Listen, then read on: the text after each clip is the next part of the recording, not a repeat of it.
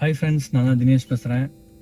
ஆக்சுவலாக இந்த ஒரு வீடியோ எதுக்குன்னு பார்த்தீங்கன்னா, இந்த டிஎம்கே சப்போர்ட்டர்ஸ்ன்னு சொல்லி கொஞ்சம் பேர் இருக்காங்களே, அவங்க எல்லாருக்கும் சொல்லி மேக் பண்ணான்னு சொல்லி இந்த வீடியோ நான் பண்ணிக்கிட்டு இருக்கேன். பார்த்தாலே வர எரிச்சல் ஆகுதுங்க. இந்த மாதிரி டிஎம்கேக்கு சப்போர்ட் பண்ணுறவங்க இல்லை இந்த என்டிகேக்காரங்க, இவங்க ரெண்டு பேருமே பார்த்தாலே ஒரு மாதிரி டென்ஷன் ஒரு மாதிரி ஆகுது. இவங்கெல்லாம் பார்த்தா ஒரு மாதிரி சீப்பாக அருவருப்பாக இருக்குது. ஏன் அப்படி நான் சொல்கிறேன்னா, சும்மாவே வந்து கெட்ட கெட்ட வாரத்தில் வந்து பேசுறது, கண்டென்ட்டே இல்லாமல் அவங்க வந்து விஜய் ஃபேன்ஸை வந்து ஹர்ட் பண்ணணும், இல்லை விஜய் வந்து கஷ்டப்படுத்தணும்னு சொல்லி பர்சனலாக அட்டாக் பண்ணுறது, இல்லை அசிங்கமாக பேசுறது, இப்போ அசிங்கமாக அட்டாக் பண்ணுறது, இதுதான் வேலையாக இருக்காங்க. ஆக்சுவலாக இங்கே தமிழ்நாட்டில் வந்து ஆட்சி மாறி அவர் வந்து மாசாக ஆட்சி பண்ணிக்கிட்டு இருக்காரு. சும்மா சாதாரணமாக பண்ணல, அந்த அளவுக்கு மாசாக பயங்கரமாக பண்ணிக்கிட்டு இருக்காரு. இங்கே ஊழல் நடக்கிறது கிடையாது, தப்பு நடக்கிறது கிடையாது, மக்களுக்கு பிரச்சனை உடனடியாக தீர்வு கிடைக்குது. இது எத்தனையோ பேர் சொல்லிட்டாங்க. ஈவன் ஒரு தமிழ்நாட்டோட பெரிய ஐடி கம்பெனியான ஜோஹோவோட மெயின் மேனேஜரே அவர் சொல்லியிருக்காரு, இந்த மாதிரி வந்து நாங்கள் ஒரு ஃப்ரீ ஸ்கூல் வந்து கட்டலான் இருந்தோம், அதுக்கு வந்து லஞ்சம் கேட்டாங்க டிஎம்கே பீரியட்ல, இப்போ ஒரு பைசா செலவு இல்லாமல் அவங்களே வாண்டடா வந்து உங்களுக்கு பண்ணித்தரோன்னு சொல்லி பண்ணித்தராங்கன்னு சொல்லி அந்த ஜோஹோல இருக்க ஒரு பெரிய பொறுப்புல இருக்க ஒரு மேனேஜர் அவரே போஸ்ட் போட்டிருக்காரு. இந்த அளவுக்கு மாற்றம் நடந்துட்டு இருக்கு.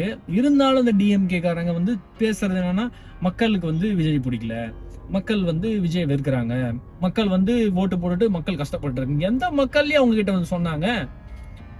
எனக்கு வந்து இது அவ்வளோ ஒரு ஃபெஸ்ட்ரேட் ஆகிட்டு நான் பேசுறதுக்கு காரணமே, எங்க ஃபேமிலியில இருந்து எங்க ரிலேட்டிவ்ல இருந்து ரோட்ல பாக்குற மக்கள்ல இருந்து எல்லாருமே ஓகே, எல்லாருமே வந்து விஜய்க்கு சப்போர்ட் பண்றாங்க. எக்கச்சக்கமான பேர் இருக்காங்க. அதையும் தாண்டி இந்த வயசானவங்க மட்டும் இருக்காங்க பாருங்களேன். ஒரு நாம தான் நான் தான் அப்படின்னு சொல்லிட்டு அந்த நம்ம தான் இருப்பாங்களே, அந்த மாதிரி ஆளுங்க எல்லாருமே அக்செப்டே பண்ணிக்க மாட்டேங்கிறாங்க. விஜய் வந்து கரெக்டா இருக்காரு, இவ்வளவு மாசம் ஆட்சி பண்ணிட்டு இருக்காரு, அக்செப்டே பண்ணிக்கவே முடியல அவங்களால. ஏதோ பேசுறது வந்து உட்காந்து ஏதோ பேசுறது, டிஎம்கே விஜய்க்கும் இது என்னது பிலிம்ல வந்து பிரச்சனை ஆயிடுச்சாங்களா, இந்த மாதிரி கட்சி ஆரம்பிச்சு அவங்கள அழிக்கணும்னு சொல்லி பண்ணாங்க, அப்படி இப்படி இப்படின்னு ஏதோ பண்றாங்க, பேசுறாங்க. வயிற்றுச்சல் தாங்க முடியாம பேசிக்கிட்டே இருக்கிறாங்க. காலம் ஃபுல்லா பேசிட்டே இருப்பாங்களாட்டி, இது எப்படின்னு தெரியல எனக்கு.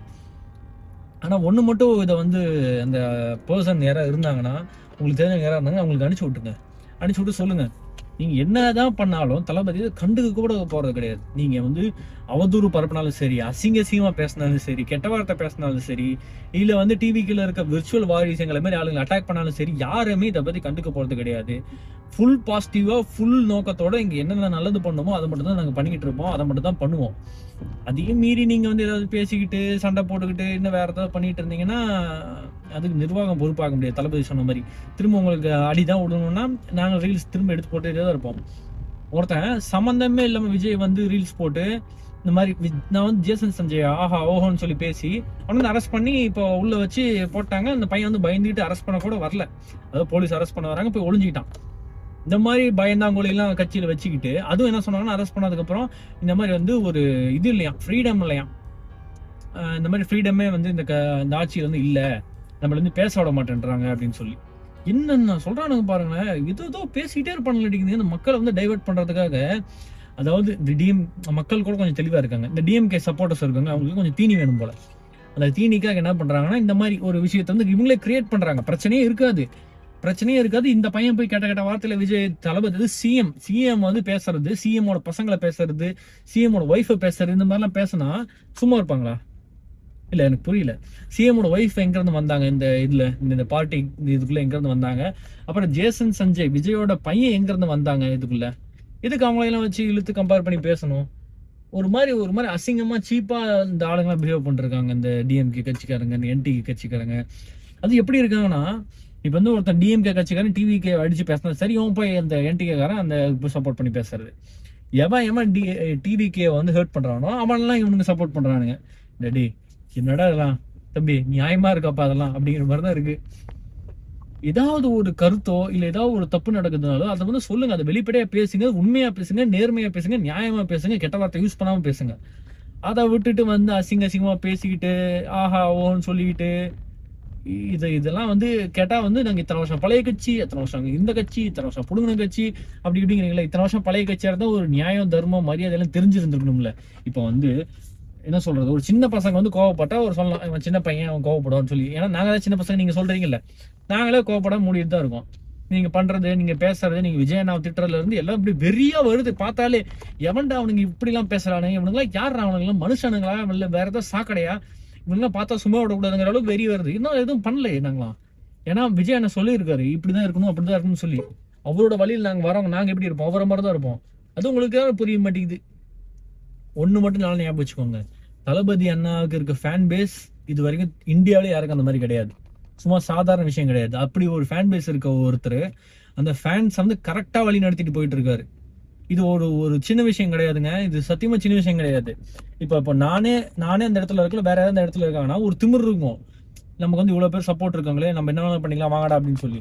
அந்த மனுஷனுக்கு எதுவுமே கிடையாது. அவ்வளவு நல்ல மனுஷன்.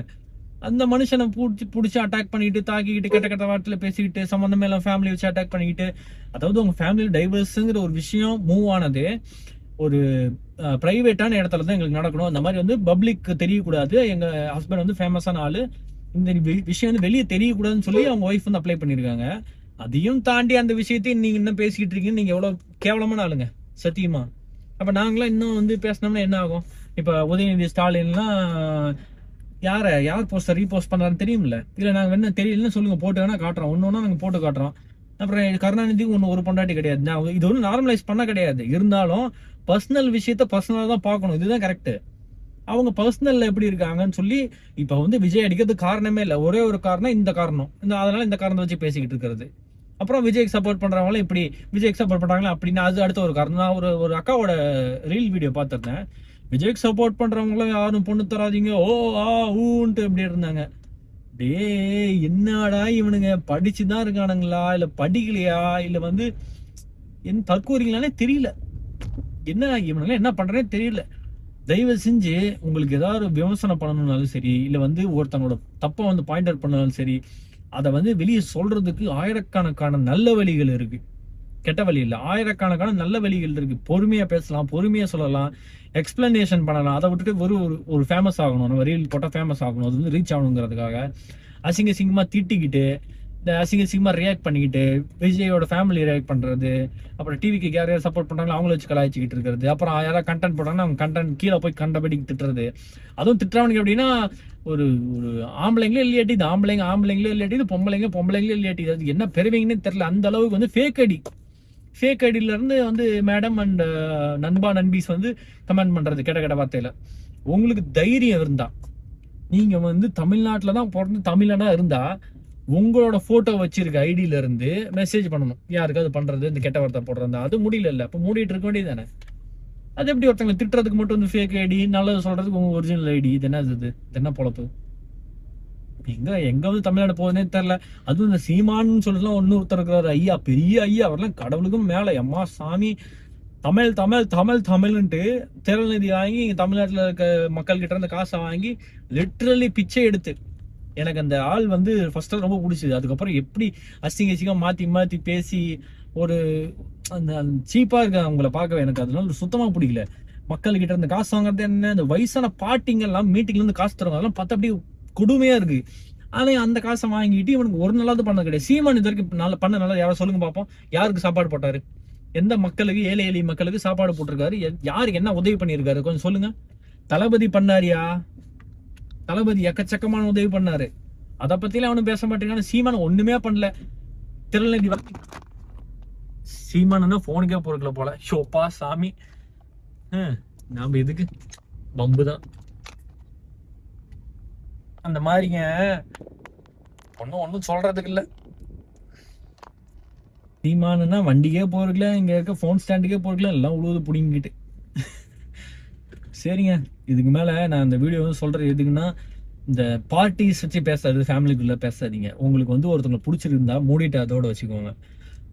நல்லது பண்றவங்களையும் கெடுத்து ஃபேமிலியில வந்து விஜய்க்கு சப்போர்ட் பண்றவங்க யாரும் இருந்தாங்கன்னா, விஜய் இப்படிடா, விஜய் அப்படிடா, விஜய்க்கு சப்போர்ட் பண்ணாதடா, அதெல்லாம் அவங்கவுங்க உரிமை, அது அவங்கவுங்க கடமை. அது வந்து சப்போர்ட் பண்ணாலும் சரி பண்ணாலும் சரி, அது அவங்கவுங்க இஷ்டம்.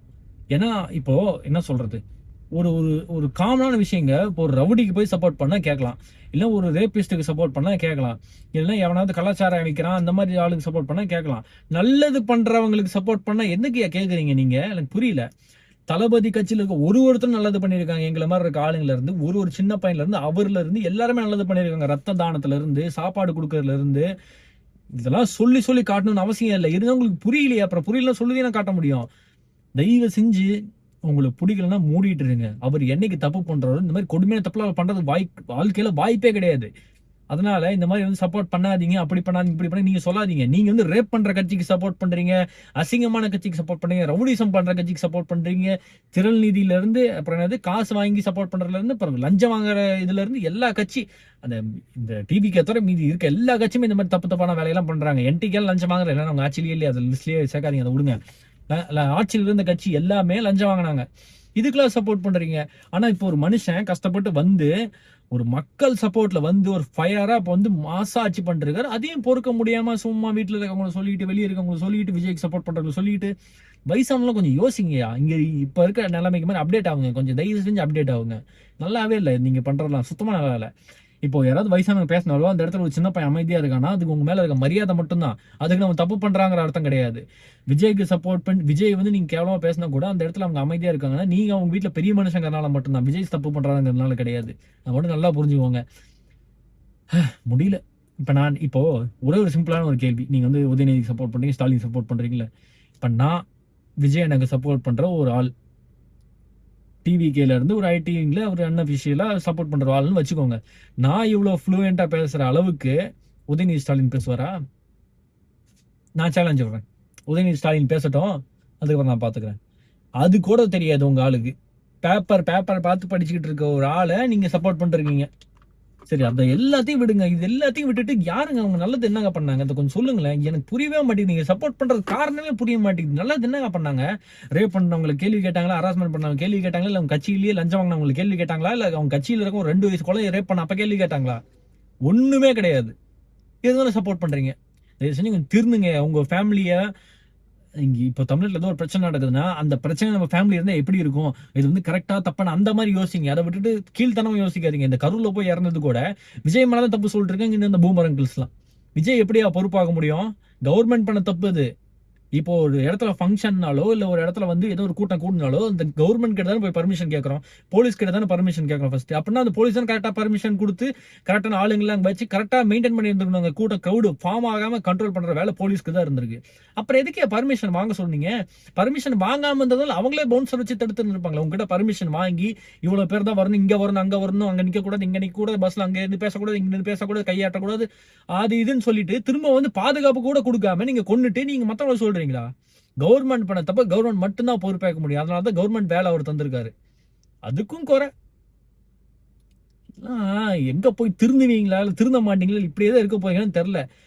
இந்த இந்த வயசானவங்கள ஒரு ஒரு திமிரு, ஒரு எகத்தாளம் இருக்கும். நீ நீ வந்து சின்ன பையன், சின்ன பையன், சின்ன பையன், சின்ன பையன் அப்படின்னு. சின்ன பையனா பெரிய பையனுங்க, நியாயங்கிறது நியாயம் மட்டும்தான். கரெக்டான விஷயம் கரெக்டான விஷயம் மட்டும்தான். அது பெரியவங்க தப்பு பண்ணாலும் சரி தப்பு தப்பு தான், சின்னவங்க தப்பு பண்ணாலும் சரி தப்பு தப்பு தான். அதை விட்டு பெரியவங்க தப்பு பண்ணா அது தப்பு இல்லை, அது பெரியவங்க பண்ணாங்க அப்படிங்கறதெல்லாம் கிடையாது. யோசிங்க, கொஞ்சமாவது யோசிச்சு கொஞ்சம் திருந்துங்க தயவு செஞ்சு. இந்த வீடியோ வந்து உங்க ஃபேமிலியில் யாராவது இருப்பாங்க, அவங்களுக்கு கொஞ்சம் அனுப்பிச்சி விட்டு அவங்களுக்கு கொஞ்சம் புரிய வைக்கிற மாதிரி நான் சொல்லியிருக்கேன்னு நினைக்கிறேன். அனுப்பிச்சி விடுங்க, புரிஞ்சுக்கிறாங்களான்னு பார்ப்போம். வேற ஒரு வீடியோவில் சந்திப்போம். பாலிடிக்ஸ் பற்றி எனக்கு பேச இஷ்டம் கிடையாது. ஆனால் இந்த மாதிரி இங்கே நடக்கிற தப்பு இதுதான் சொல்லி நான் சொல்லிட்டு இருக்கேன். இதையும் தாண்டி ஏதாவது என்னை மேலே ஹெல்ப் பரப்பணும்னாலும் அது உங்கள் இஷ்டம் தான். ஏன்னா அது நாங்கள் ஒன்றும் தப்பாக இருக்கவங்களுக்கு சப்போர்ட் பண்ண கிடையாது. தப்பாக இருக்கவங்களுக்கு சப்போர்ட் பண்ணால் நீங்கள் ஹெல்ப் பரப்பலாம். நாங்கள் தப்பாக இருக்கவங்களுக்கு சப்போர்ட் பண்ண கிடையாது. தப்பு பண்ணாலும் கேட்காம இருக்க கிடையாது. அது இந்த கட்சியில் இருந்தாலும் சரி, எந்த கட்சியில் இருந்தாலும் சரி. வேற ஒரு வீடியோவில் பார்ப்போம்.